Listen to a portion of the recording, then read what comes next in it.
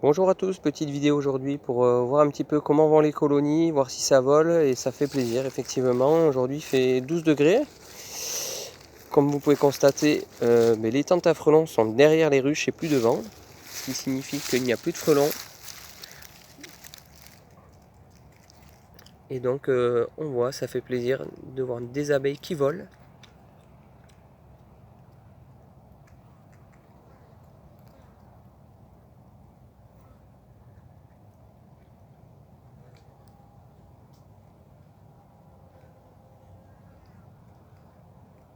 Donc ici à la base on a une belle colonie.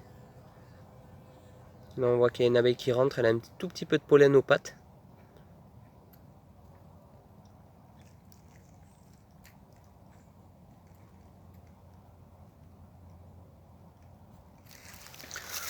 À côté, mon autre colonie qui était très forte, eh bien écoutez, comme on peut le constater ici aussi, hein, on a un petit rayon de soleil, alors ça vole. Hop, comme on peut voir, il y a du pollen aussi qui rentre. Un pollen très très jaune.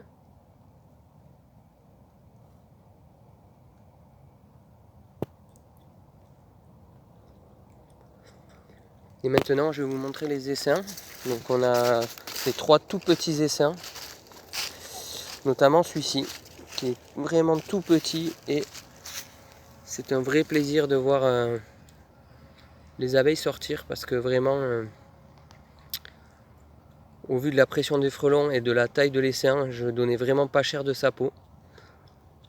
C'est la première année que j'arrive à conserver en début d'hiver une colonie aussi faible, aussi petite.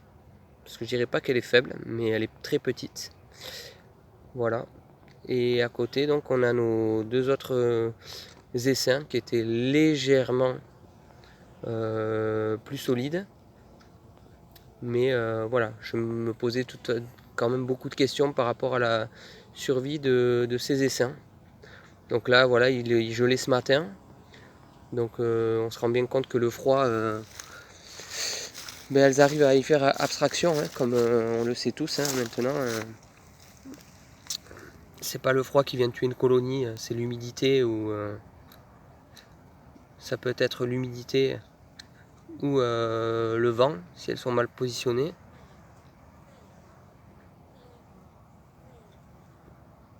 Là on voit que ça vole bien.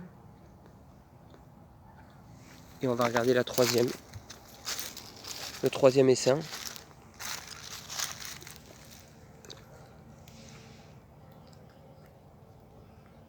Et ici aussi, ça vole, hein, ça fait vraiment vraiment plaisir.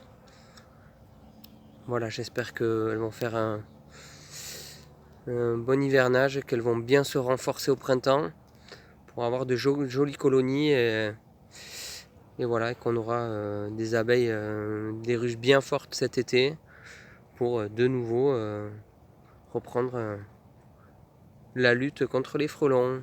Parce que maintenant, ça fait partie de tout ce qu'on peut craindre quand on a des ruches. Au même titre qu'on attend la floraison de l'acacia, du châtaignier, on attend fatalement fin juin, même mi-juin, fin juin, début juillet pour certaines régions, l'arrivée des frelons. Donc nous le signal c'est ça. Une bonne année, on peut faire un petit peu de châtaignier. Et une année où les frelons arrivent de façon précoce, elles ne sortent plus au moment du châtaignier. Donc c'est très compliqué. Voilà. La suite au prochain épisode.